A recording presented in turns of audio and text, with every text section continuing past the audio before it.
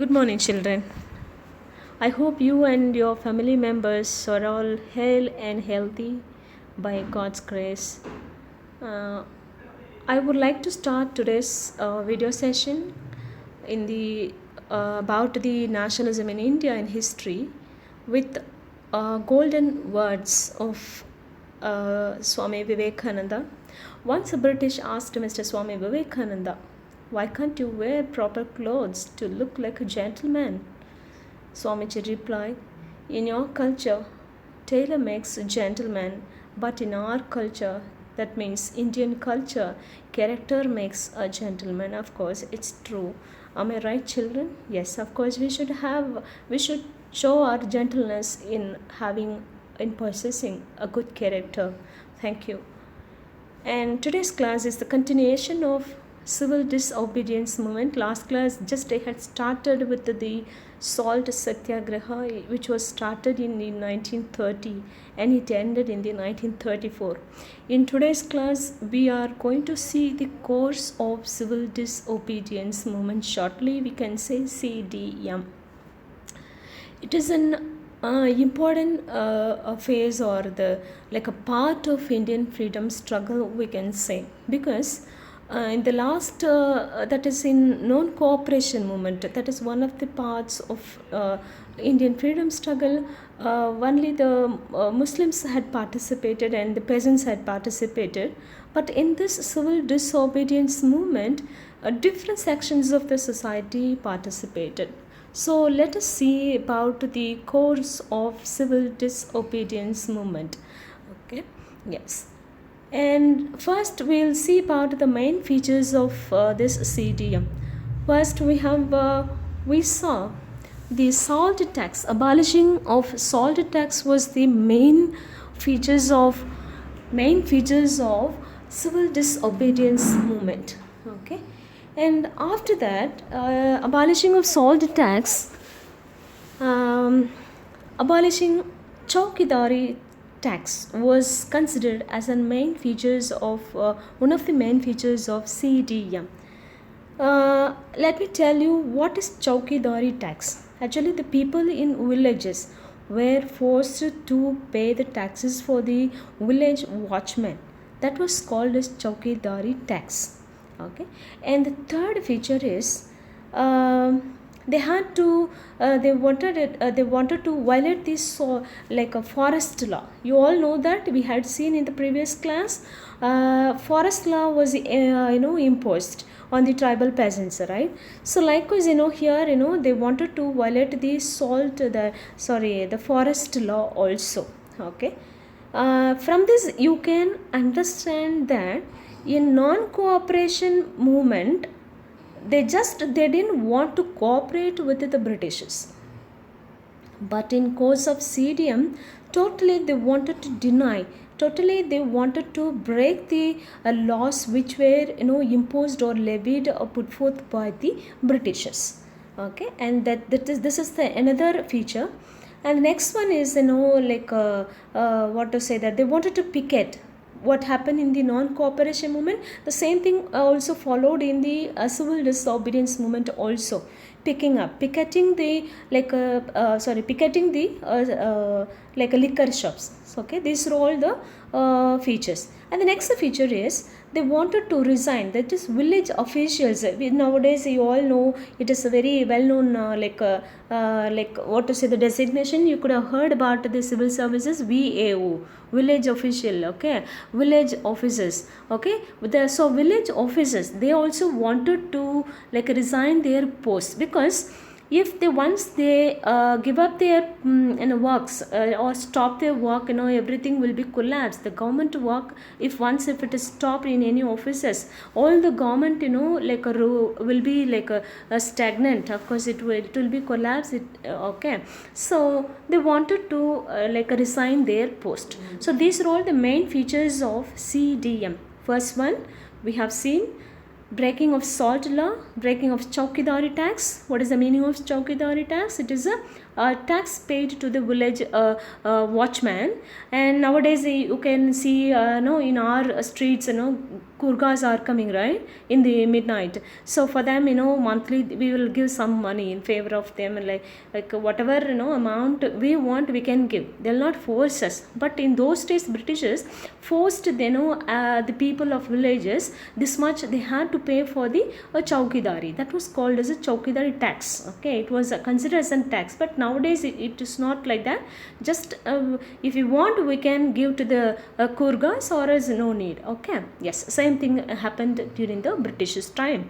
And the third thing is village officials. They resigned their posts, and they wanted to picketing the liquor shops. Even they boycotted the foreign clothes also. The same thing what happened in the non-cooperation movement. Some of the extra features happened in the civil disobedience movement.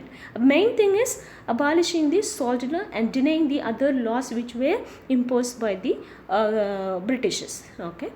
And the next thing, when this when this course was happening, that means this civil disobedience movement was going on. Many important people were, Britishers were they were scared of about the improvement or the development of the movements with the full cooperation, the complete cooperation of the people. So Gandhiji and even the Khan Abdul Ghaffar Khan.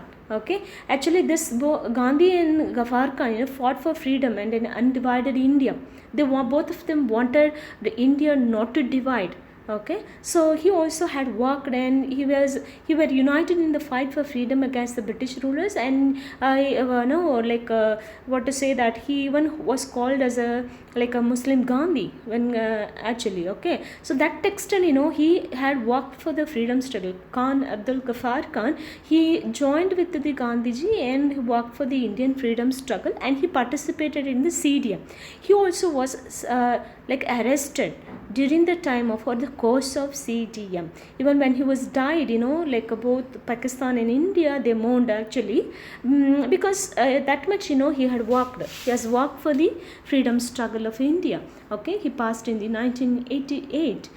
Yes, and for his work, he was arrested, and even he was accused of being a pro-Indian activist. From this you can understand how to what extent he also had worked with Gandhiji during the time of civil disobedience movement for the freedom of India. It's okay. So he was accused of being a pro-Indian activist, and Gandhiji was much upset because of this action taken by the measures taken by Britishers. So what happened, Gandhiji? So violence here, all over India, violence broke out. So Gandhiji decided, he was so upset because of this action, children. Okay, so he decided, or we can say even Britishers also came to a conclusion to have an agreement with India, or with Gandhiji, with Congress. Okay, yes. So we'll see about what agreement happened. Before that, this civil disobedience movement, I told you in the beginning itself, it was a complete refusal to obey the certain laws or the demands or commands of the government.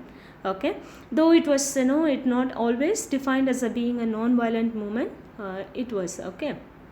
And the main aim of this, actually during the time of non-cooperation movement, children, you should listen when I in between, why do I compare with the non-cooperation movement and the civil disobedience movement?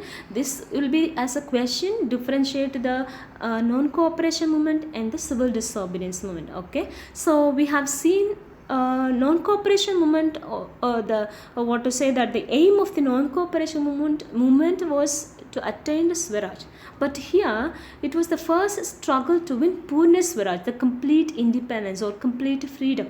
Actually, it was also based on the Satyagraha, and Gandhian ideas actually widely followed.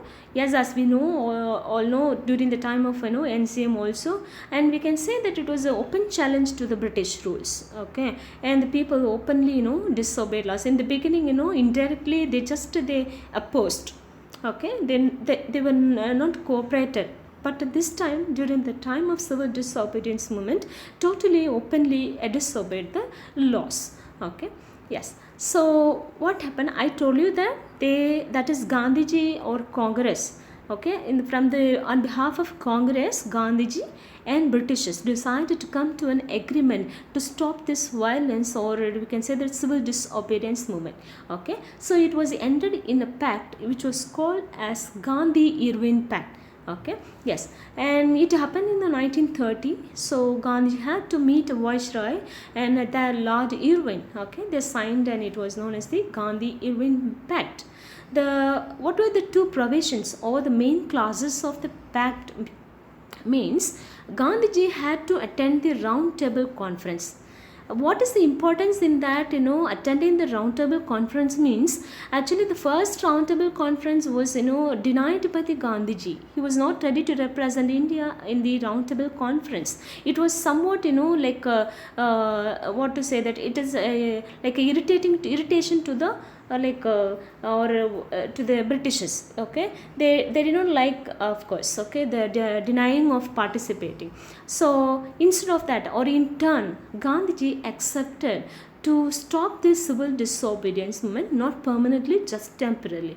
Okay, so in the second provision of this, government of India released all satya. That means they had to release, actually. Okay, British government had to release the prisoners, important prisoners, including Khan Abdul Ghaffar Khan, and this was the a provision or the agreement which was signed between Gandhiji and Lord Irwin.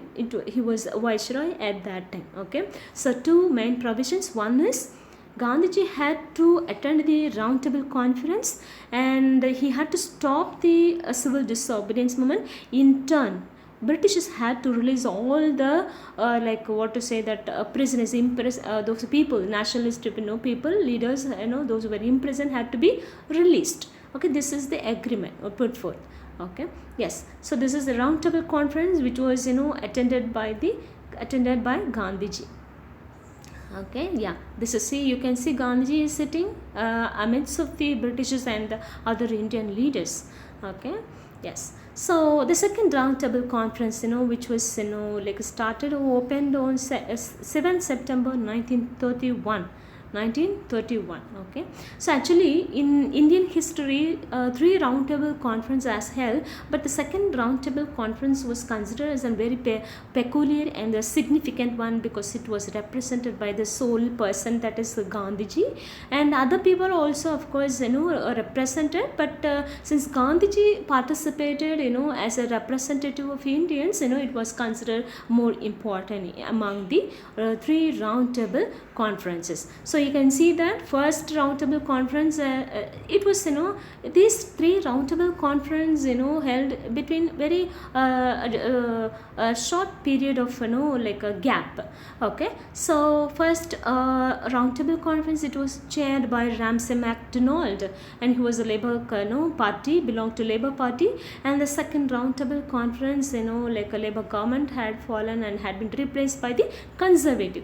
So when within that period, within the gap of happening or occurring that second roundtable conference, it was changed. The government was changed from Labour government to Conservative government. Okay, yes. And the third roundtable conference was that means was chaired by the Samuel, 1932. So these three roundtable conferences happened between 1930 to 1932.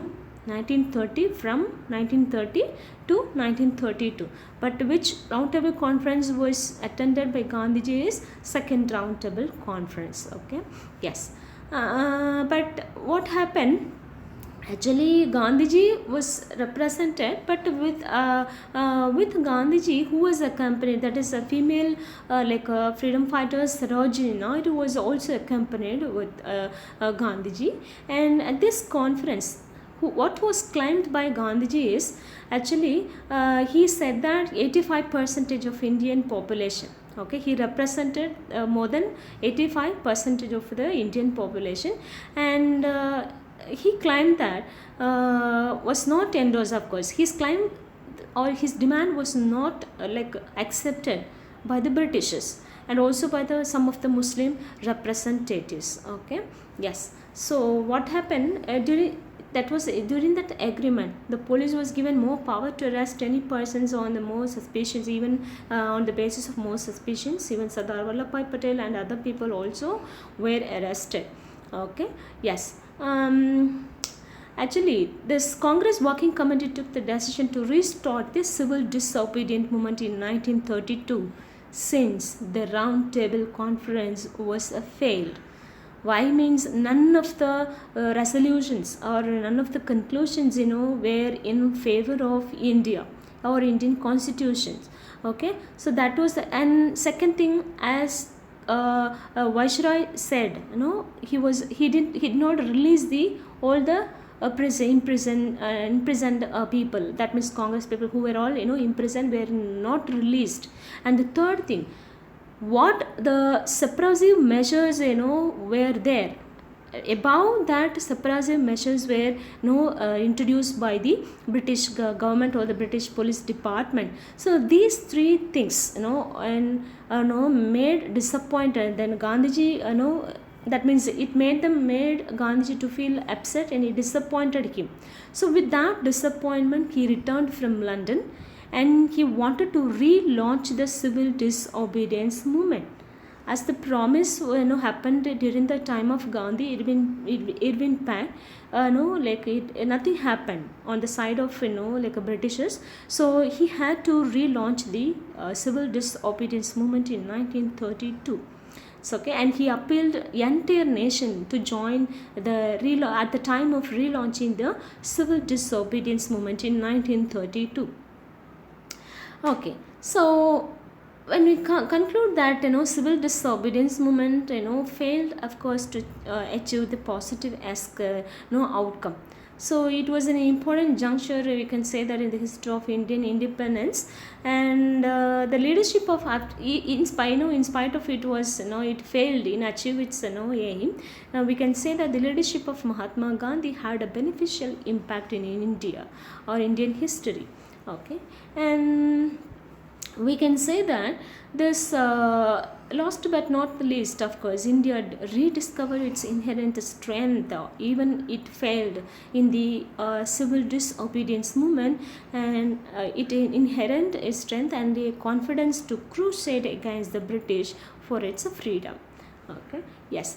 And when it was started by some people, of course, and in I told you that he appealed for all social groups, right? So this time all the social groups participated, but in this class we will see two social groups. One is rich peasants and another one is poor peasants. Actually, rich peasants, they were the commercial croppers, not the food croppers. Actually, they used to cultivate the commercial crops. So they were the rich peasants, we can say that. But the time, it was not conducive for the rich peasants. That means depression were there. So there was a fall in prices, and it affected them very badly. So knowing this situation, knowing this situation, Britishers imposed the high revenue. So Britishers demanded the high revenue. So in turn, rich peasants, they demanded a reduction in the land revenue. That means they demanded to reduce the land revenue. Okay, but during the time of this rich peasants' participation in the CDM, Gandhiji, without considering their demand, he wanted to the call of the CDM. Okay, yes. So when it made, of course, this situation or this decision of Gandhiji made rich peasants very they're upset towards the unhappy with the Gandhiji. So let us see about the second social group, that is poor peasants. Actually, poor peasants were affected two things. At least rich peasants, they were affected only by the land revenue. Okay, but poor peasants were affected by the two things. One is land revenue, and the second thing is they have to pay the rent also. Okay, so two things they wanted to remit. Actually, the poor peasants, they wanted to remit completely the land rent. Okay, they had to work in the lands of the landlords, but they had to pay the rent. But what is the condition? The same condition, the depression was there, agriculture declined. So how they could they were not in a position to pay the rent or the revenue. Okay, so they wanted to remit means they wanted to what to say that completely cancel the rent, the poor peasants. Okay, so this when these people were affected very badly, they demanded to reduce in rent. Okay, so this situation only led to Badoli Satyagraha. Okay, Badoli, which is in Gujarat. Okay, yeah, so this, it is in Taluk, of course. Badoli is in Taluk, and which is in Gujarat. Okay, so I told you that agriculture affected, depression happened, floods were there, famine were there. Okay, so totally yields of crops affected. So this affected the farmers economically. So we can say that at that time Bombay presidency also it enhanced the, or it increased the tax rates from 22% to 30%, despite of the problems of farmers. Okay, so the despite petitions and continuously the people, common people or civic groups or the farmer groups continuously they had a appeal, or they had they were pleading, of course, to the government, and they appealed, they put the petitions, of course, to reduce the law, but nothing was considered by the government. Just to review this unjust, what did they do in that petitions? What was there, what was uttered by the farmers means they wanted to review this unjust hike in tax rates. Okay, and the government decided to go ahead with the tax imposition and collection. Nothing was considered because of these petitions and the appeals, pleading of the farmers, nothing was happened. So what happened? These people, 1927, the local Congress party conducted some assessments. Okay, the petitions, direct petitions of the farmers was not considered, was not taken into consideration by the British government. So local Congress party themselves directly involved in the this problem. So it started to assess regarding the effect of enhanced taxes, and published a report to show that farmers could not carry the burden of enhanced assessment. But this did not stop the authorities. Even this did not stop, we can say, that authorities from forcibly imposing and extracting the taxes. So 1928, the great leader Sardar Vallabhbhai Patel to launch a protest movement wherein all of them resolved not to pay the tax. So he started, that is with Gandhiji, with the Congress party, in Badoli, Vallabhbhai Patel also involved, of course, to launch. So these people, there's a farmers of Badoli, they assured Gandhiji and Vallabhbhai Patel of their commitment to non-violence. That means they promised not to involve in the violence, they will involve only in the non-violence. Because Gandhiji had told that once if they accepted to follow the non-violence only, he will lead he will solve this problem. That was put forth the words uttered by the Gandhi. That is why the people of Badoli, they committed for the non-violence and promised for the non-violence. Okay, yes. So Patel agreed to take a leadership role after getting assurance from the farmers. So there is resolved to the government, and before that he informed them Patel, he informed them the possible consequences of confiscation of land and the property and the imprisonment. That means he said that the land and the property may be confiscated and they may be imprisoned during the course of Badoli Satyagraha. Okay. So after this was convinced by the conveyed by the Patel, he convinced government to take care of the situation, and but he got the reply that government was unwilling. So third time also they could see the unwillingness of Britishers to reduce the tax for the poor, or to reduce the or to remit the a rent. Okay, so Gandhiji in this time Gandhiji gave his blessings and agreed neither the Congress nor Gandhiji would directly involve themselves, but the struggle, so later on, in course of time, the struggle was left entirely to the people of Badoli Taluka. Okay, so in this time, when this Badoli Satyagraha was going on, Gandhiji supported them by writing the Young India magazines. In Young India magazine, he put an article, about their problem and what was going on from the side of our like Britishers. Okay, so we can say that this Young India magazine, supported a lot, and that means it supported the farmers. Okay, yeah. Actually, how it proceeded, we can say that the movement which was started by Patel was called as a non-violent army. He became very efficient leader of this non-violent army, and for the like a convenience of solving this problem, he divided the taluk into camps and organized hundreds of men and women under the camps, and the volunteers, not only from the farmers or the particular religion or particular caste, from the many religion like Hindu, Muslims, Parsi communities, everybody supported them. So from the camps, volunteers issued not only like Young India magazines, and even these volunteers, they also issued the bulletins, campaigns, and made speeches educating the to educate the masses about the needs to be disciplined and prepared for the austerity, severity. That means, okay, yes. So the government declared it would crush the revolt along the tax inspectors' bands of Pathans. Pathans means that is Muslims, from the like origin from the like living in Afghanistan. Okay, were gathered from the northwest India to forcibly seize the property of the villages and terrorize them. By seizing the property of the villages, they wanted to terrorize them. Okay, and the Pathans, and the collectors, everybody started to seize their, that is village people's, houses, even the cattle they were grazing, everything were seized. It was called as even Japti, we can say that it's a familiar name. Everything was Japti.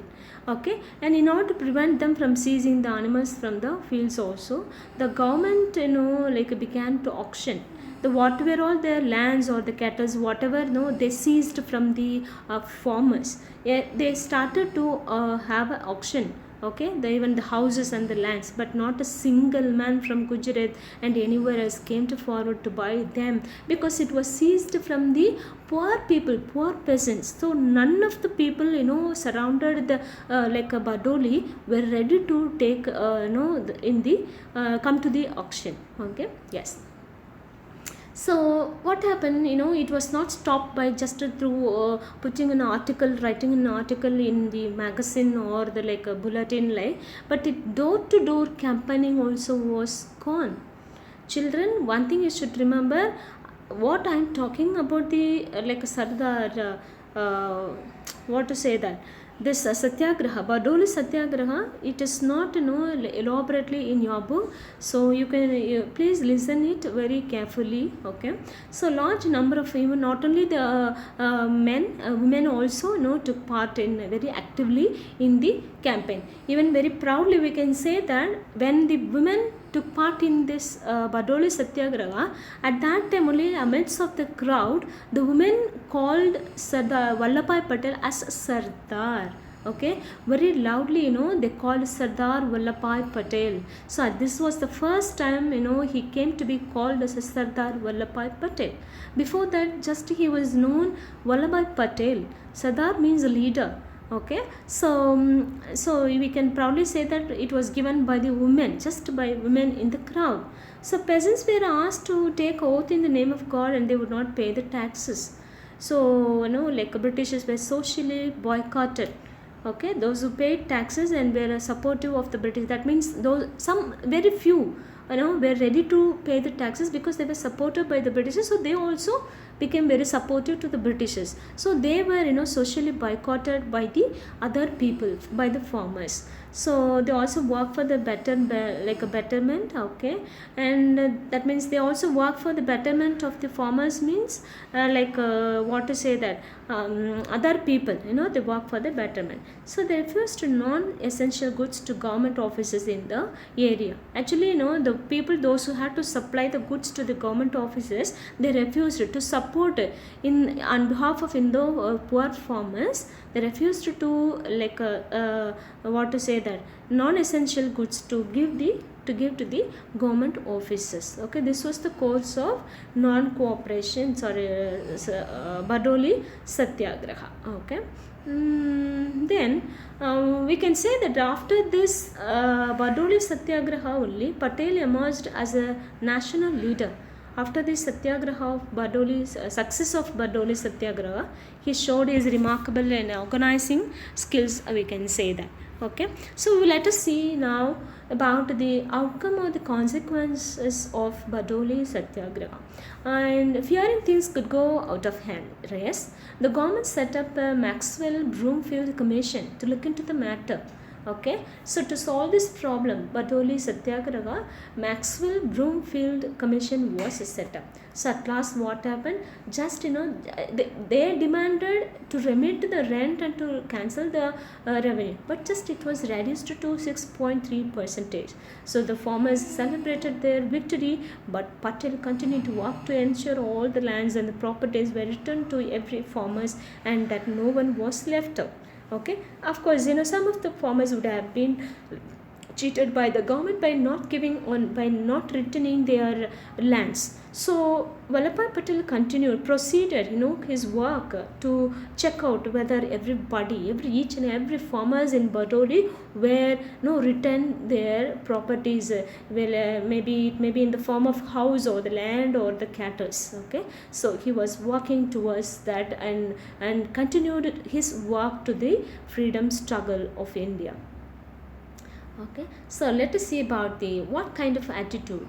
Actually, the people, I told you, social groups participated, right? So they had their own perception. Okay, their own notion of Swaraj. Okay, so as per the rich peasants was considered, what did they think of Swaraj means, if once their land revenue was reduced, and if you in the case of poor peasants, once if the rent was cancelled, land revenue was reduced, they thought that was their Swaraj. They didn't think of that what was what was considered Swaraj by Gandhiji. Okay, so everybody, they had their own attitude, their own opinion about this Swaraj. Okay, so we can see in the video now. You will learn about attitudes and perceptions of different sections of society towards the civil disobedience movement. Several people from different sections of society had participated in the civil disobedience movement to meet their specific objectives.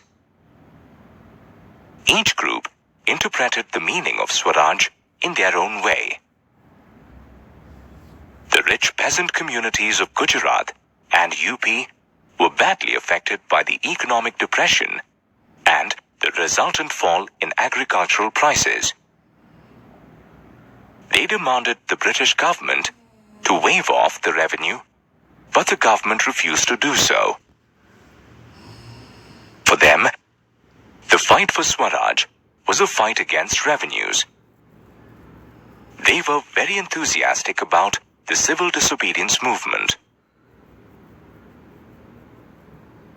However, when the movement was abruptly called off by Mahatma Gandhi in 1931, without any revision of the revenue rates, they were very disappointed. As a result, they did not participate in the civil disobedience movement when it was relaunched in 1932. The perceptions of the poor peasantry about Swaraj were also very different. These peasants were generally tenants who had taken land from the landlords on rent. They grappled with the problem of paying rent during the time of depression and wanted the Congress to help them in remitting their unpaid rent. The Congress, on the other hand, was uncertain about supporting them in their no-rent campaign, as it could spoil their ties with the landlords and rich peasants who were funding the party expenses. Consequently,